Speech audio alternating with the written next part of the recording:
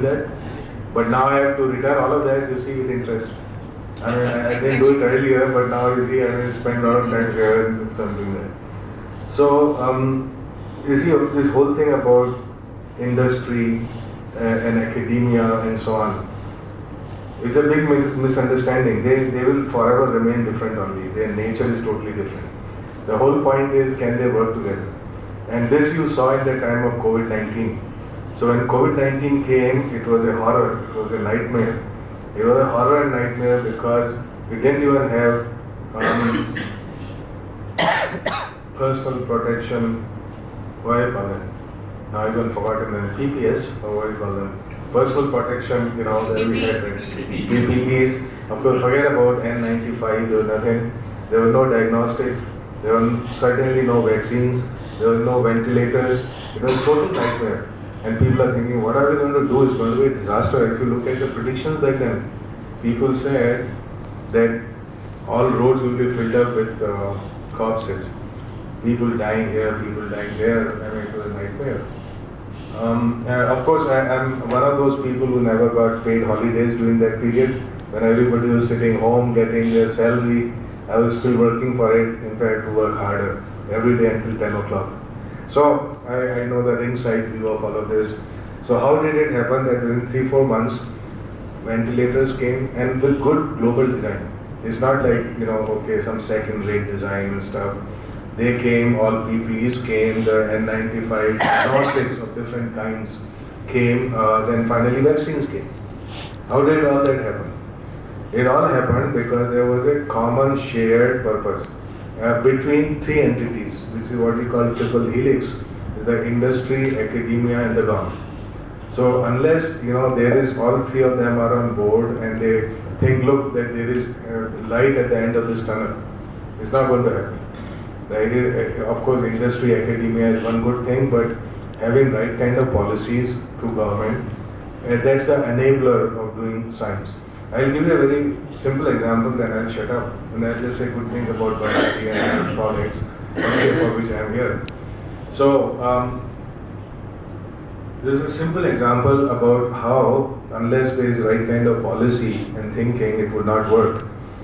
You see, have you ever thought about, any of you thought about the fact that we navigate with a map, which is not an Indian product, for as long as we know, right? Now, think some more. Think that this is our data. I mean, this is our land topography in that map and everything. This is our data. Who is making these maps? These are people sitting in Bangalore. Our people, Indians, doing it. They are working with some company, but it's not that we have the human resources. We have the science and technology to do it. Our data, but not monetized by us. So you tell me why you think that is so? It's not because we don't have the wherewithal to do it. Whole lot of things that we import today, 85% of biomedical devices, they can all be made here in 5 months. Okay, all kind of bio sensors and any kind of stuff you can make. There's no big deal, right? It's not that, you know, we don't have the science, or we don't have the people, or we don't have the institutions to do it. All of this is possible. In fact, all these N95 mass diagnostics would have been possible ventilated 10 years ago. Why only in the crisis did it happen? And so, any of you can tell me why our data, our people making maps, we don't make money with that? If you can tell me why that is so, you will get a chocolate from me immediately. Nobody can guess this very simple IPF? Answer. Huh? Is it IPF? What? Is it the IPF? IPF? Intellectual property right? What intellectual property? No, there is no IPR in this. Why don't an Indian company make this map and make money with it? Huge amount of money. They never thought about the business model. Who didn't think about it? The organizations or the companies, because the amount of data that we generate. Even that is not true. So all these companies have been pressing very hard. There is a Make My Map company. And whole lot of these companies, by the way, so this is also related to startup movement. Yes. So startups, let's say startups which are in geospatial data, in surveying, in mapping, or building applications on top of that data. None of them will come up if you don't own the map. or the geospatial data, right? Even for services, for infrastructure, for everything, we are using maps. Today, I mean, whole lot of economy rides on it, isn't it? So why? So you see, the reason you will not get the answer is because we as scientists, either in academia or industry, don't think about policy. Okay, and what is the policy? Policy is for 100 years. In this country, it was banned to make surveying and mapping. Okay, with the time of British. In fact, the Survey of India started here in Calcutta, right? So their old headquarters were here, then they moved somewhere else and stuff. Why? GSI. Huh? GSI. Not GSI, yeah, Survey of India. GSI is Geological Survey of India, right? There are many surveys of India, by the way. So Survey of India is the first survey of India which does the map making. Geological Survey of India then do map making. They find minerals and natural resources and stuff, right? But if you want to know topography, the map survey, they're done by Survey of India. Anyhow, so the policy was that you need a very tedious approvals to do surveying and mapping in this country.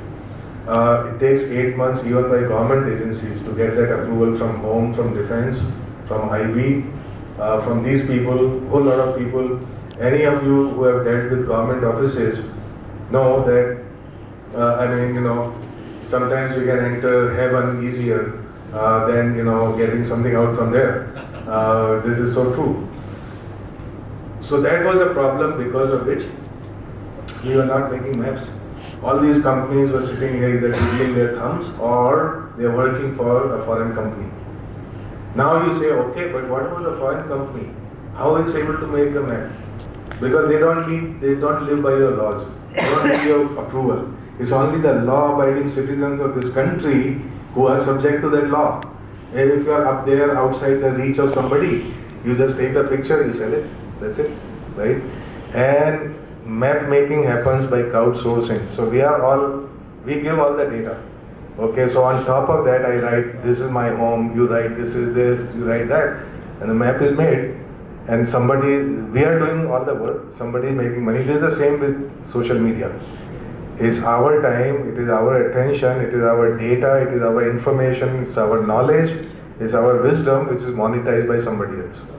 Okay. Now I come to the point about the policy, which is why as aware citizens of the country, no matter where I work, what I do, we should understand what role is played by policy and lobbying in that particular process. To get the right kind of laws, to get the right kind of policy and so on. So suddenly one day I realized in DST that look, making policy for surveying and mapping is the job of DST. It's not the job of Home, it's not the job of Defense.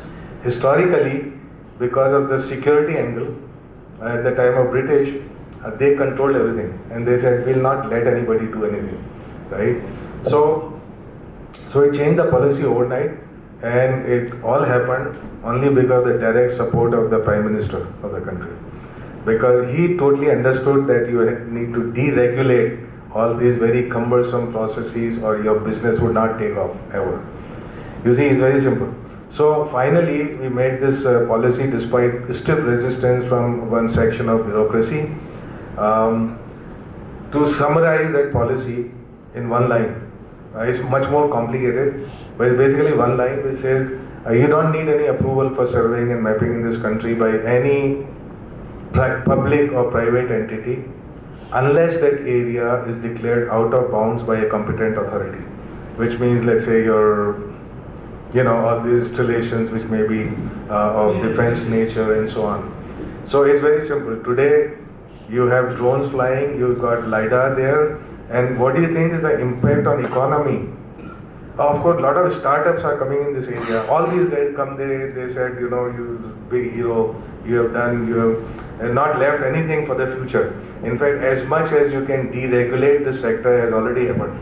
Okay, after 100 years, there is no fetter which is left there. So new startups are coming up, hundreds of them are coming up, which actually build applications on map. They say you want to predict where the flood would happen, right? You need topography, which part is to be evacuated, all of this, disaster management and all that, those are all good. And you don't get your infrastructure then get delayed by 8 months, so you have a lot of impact on economy. Services, I guarantee you within 4 to 5 years, Indian companies would produce better maps and services than what he used today. So that is one aspect. But now what do you think is the impact on economy of the one-line policy or deregulation, which could have happened anytime, which it didn't happen because our cultural mindset is like that. Okay, so our laws reflect our cultural mindset. They don't reflect science. They reflect who we are, right? And so what do you think? Anybody would guess actually what is the impact on economy of this? You'll get 2 chocolates. I'm carrying them all the time in my pocket for worthy people who can come up with it. You think there's thousands of crores? Tens of thousands of crores? Lakh crore? No, tens of lakhs of crores. Why? Because you see, half the rural population does not have their ownership certificate for land. Right? And this is why litigation happens, the blood feud happens, the generations actually going to court. 50% court cases are related to this, that we don't have ownership certificate because that land has never been measured, that land has never been digitized, for example. Today's lot of applications need that, but I just come to this one application. Today, with the help of 2 policy matters which have happened and deregulated, this has happened. So one is this on-the-ground surveying and mapping, the other is flying drones. Just a couple of years ago, if you flew a drone, it would be a criminal offense. You would be in the jail. So you see, technologies hunt in pairs. So once you have this and you have that, you have opened both the layers, then it is easy sailing. And so this is what is happening today. So the entire country is being digitally mapped at 5 centimeter accuracy. And all these certificates are being provided to people. This is called a scheme called Swamitwa. So you want to look it up and see what is happening under it. But basically it is made possible by these 2 policies working together. And so now what happens? A land which cannot be monetized, if you don't have ownership paper, you cannot go to a bank and take loan against it. So it is very simple. So it's like all the gold which is sitting in bank lockers. Okay, it's not in the economy, which means it's doing nothing for you. Right? Now, as soon as you get an ownership certificate, then you can go to market with that land. So it's going to unlock this great wealth which is hidden, which is sitting there doing nothing for us. And so this is the impact of a very simple policy and deregulation. And so it's not just science which is going to deliver. Because we are scientists, so we think, look, if I made a prototype, problem is solved, right? Actually, that's the beginning of the problem. The problem, the real solution to that problem, for it to penetrate in society and market, it requires far more things to come together than merely making a technological solution, so to say. So anyway, so I promised that I would stop there. And now to come to the point that I just saw how I got in touch with Barnali or she got in touch with me.